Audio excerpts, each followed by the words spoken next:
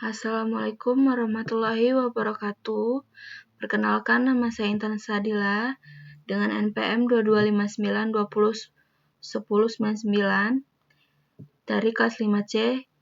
Di sini saya akan mengerjakan tugas yang telah diberikan oleh dosen pengampu saya, yaitu Bapak Hartono, yaitu machine learning. Di sini saya telah memiliki dataset yaitu Opsity CVD RIX Culturning with KIMS.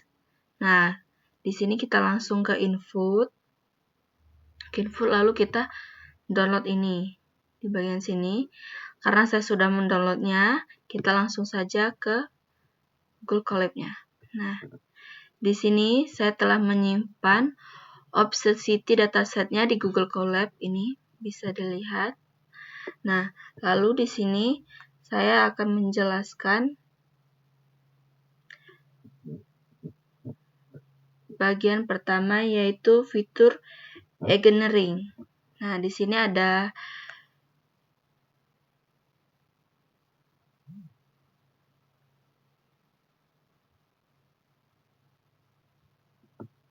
Import Pandas, yaitu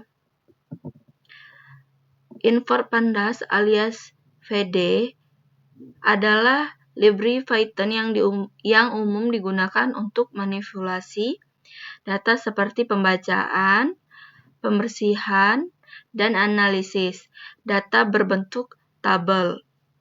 Lalu, di sini ada memuat dataset, yaitu di sini ada file fetch sama dengan Opsity dataset CSV. Dimuat ke dalam variabel data menggunakan fungsi CSV. Yaitu fungsi ini membaca file CSV dan mengubahnya menjadi sebuah objek data frame Pandas yang digunakan untuk analisis data. Lalu ketiga, di sini ada data info.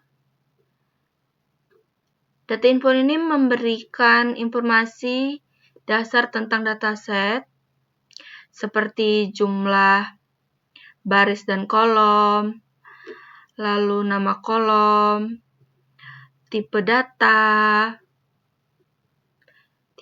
seperti ini, misalnya integer, float, string, dan jumlah nilai nulnya, ini seperti ini, di setiap kolom. Lalu dan data info ini juga disimpan di variabel data. Meskipun fungsi ini secara default juga menampilkan output ke layar. Keempat, di sini ada data head ini. Data head ini menampilkan 5 baris pertama dari dataset secara default. Ini berguna untuk mendapatkan gambaran umum tentang data yang ada di dataset. Hasilnya disimpan di variabel data. Lalu, data info ini sama dengan data head ini berisi informasi struktural tentang dataset sementara. Nah, jadi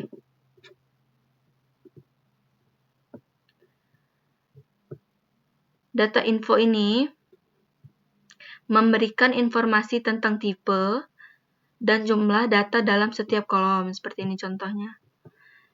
Tipenya, lalu kolomnya,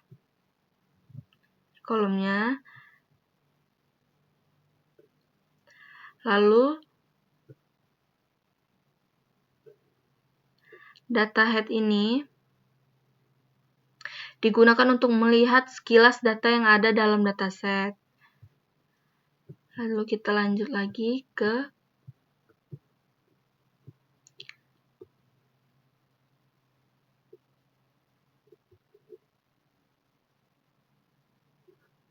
Di sini ada, lanjut lagi kita ke bagian data automation. Nah, di sini ada from Escalier, Nutlist, Infor, Resample. Infor napi alias NP. Resample ini Escaler Untils ini digunakan untuk oversampling, menggandakan sampel pada kelas yang kurang terwakili. Lalu NumPy ini digunakan untuk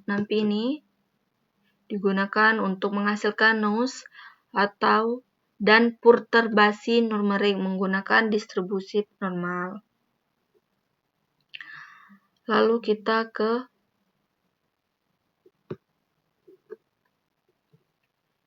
Dev AID Synthetic Nose, yaitu di sini ada datanya, kolom, nose level,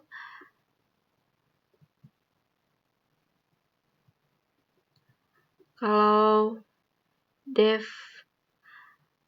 AAD Synthetic Nose ini fungsinya untuk digunakan untuk menambah nose pada data numerik dan dataset. Data sampelnya mengambil sampel acak sebanyak, terus di sini num sampel ini baris dari dataset dengan pergantian, dan NP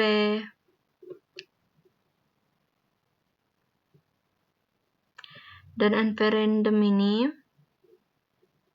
menghasilkan nose acak dari distribusi normal. Lalu nose level ini besaran nose yang disesuaikan dengan deviasi standar kolom yang bersangkutan. Lalu di sini ada kolom numerik, yaitu daftar kolom dalam dataset yang dianggap sebagai kolom numerik yang akan diberikan augmentasinya, yaitu ini.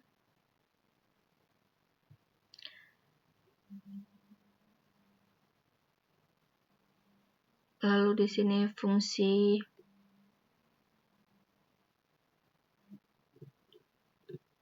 dari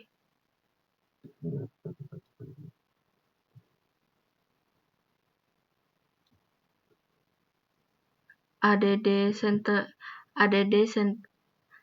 Synthetic Data Nose itu merupakan dataset yang dengan variasi yang lebih tinggi akibat penambahan nose.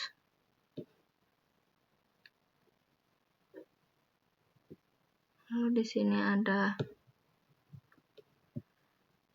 kita lanjut ke kelas konteks, yaitu di sini ada data, value. Kelas konteks ini menghitung jumlah instansi untuk setiap kelas dalam kolom target. Nah, lalu kita ke Monetary class, menyimpan kelas dengan jumlah data paling sedikit. Kelas mayoritas seperti yang akan mendapatkan penambahan sampel melalui oversampling. Nah, kita ke data minority. Nah, data minority ini memilih hanya barisan yang termasuk dalam kelas minoritas, kelas dengan jumlah data yang paling sedikit, misalnya ya. Terus di sini ada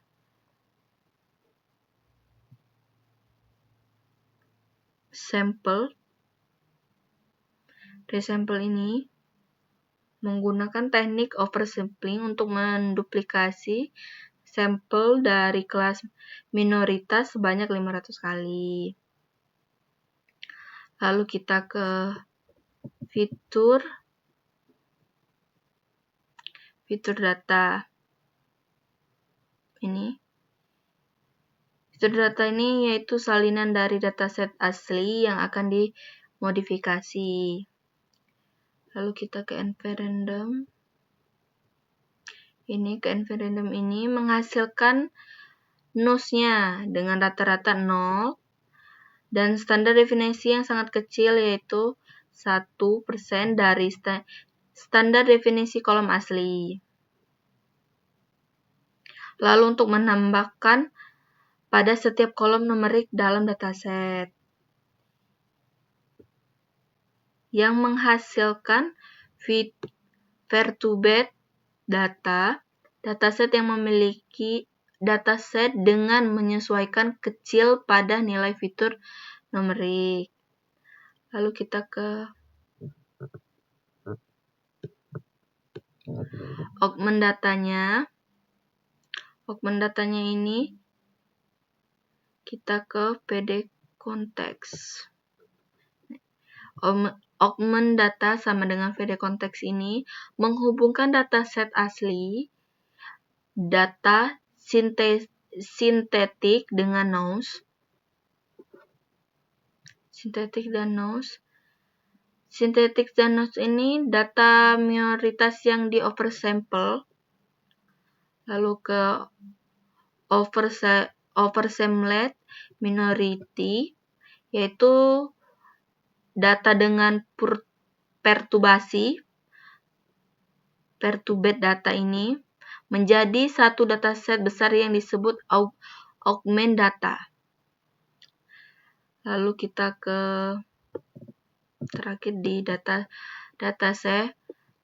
sample, yaitu menampilkan ukuran jumlah baris kolom dari dataset asli. Terus kita ke augmented data set, menampilkan ukuran data setelah augmentasi. Nah, di sini kelasnya running.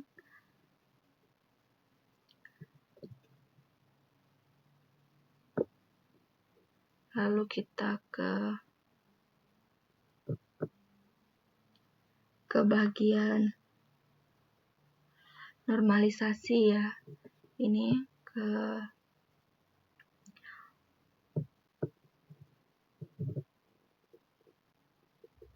kita ke from Seckler Processing for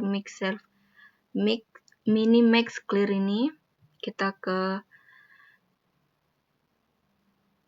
Minimax Clear ini digunakan untuk melakukan min-max scaling yang mengubah nilai setiap fitur menjadi rentang 0 dan 1 berdasarkan nilai minimum dan maksimal dalam kolom tersebut. Ya, lalu kita ke standar Seckler ini yaitu digunakan untuk melakukan Z-score scaling yang mengubah data numerik menjadi distribusi dengan rata-rata 0 dan deviasi standar 1. Nah, kita lanjut ke numerical data, yaitu memisahkan kolom numerik dengan kategorial. Numerical data ini menyimpan kolom-kolom numerik dari dataset. Lalu augmented data ini yang sebelumnya telah didefinisikan oleh numeric columns. Lalu kita ke kategorial data, menyimpan kolom-kolom selain numerik, yaitu kolom kategorial yang dipisahkan dari data asli. Dilakukan dengan drop kolom sama dengan numerical columns yang akan menghapus kolom numerik dari dataset dan menyisakan kolom kategorial. Lalu kita ke min-max color, yaitu melakukan min-max color pada data numerik. Nah, min-max color ini yaitu membuat objek scalar untuk melakukan min-max scaling. Lalu di sini kita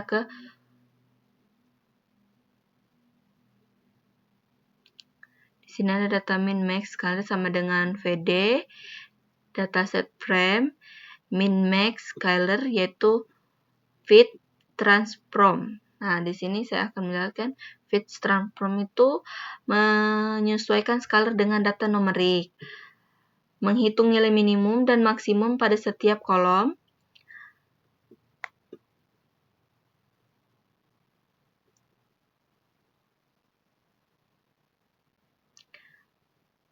pada setiap kolom numerik, kemudian mengubah data sehingga distribusinya memiliki rata-rata 0 dan deviasi standar 1. Lalu kita ke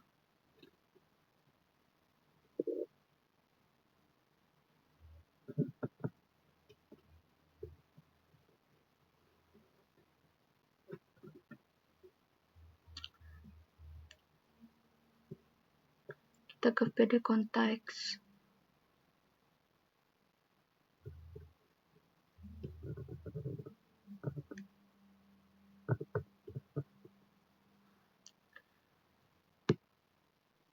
Ini menggabungkan konteks Selenium numeric. Kali ini itu menggabungkan data dengan telah distandarisasi dengan data kategorial.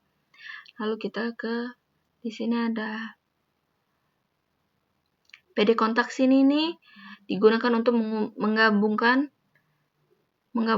data yang telah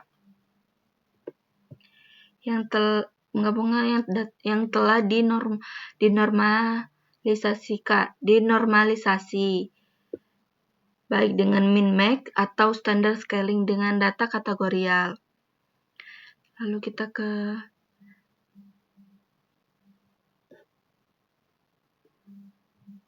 data min-max scaling ini adalah data frame hasil normalisasi data numerik.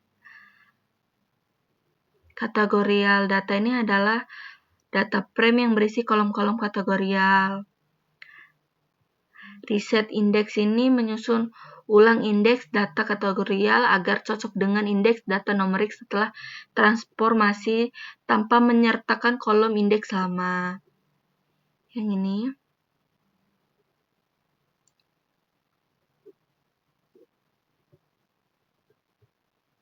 Lalu kita di sini ada display the breadth prompts output ini, yaitu menampilkan beberapa baris pertama dari data yang telah dinormalisasikan. Lalu kita ke min-max normalized, yaitu menampilkan 5 baris pertama dari dataset yang telah melalui proses min-max scaling. Ini.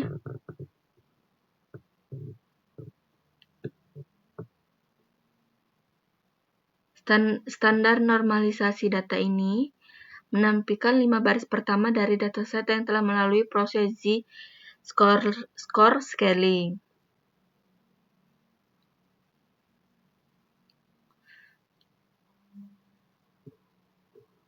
Sekian saja penjelasan dari saya.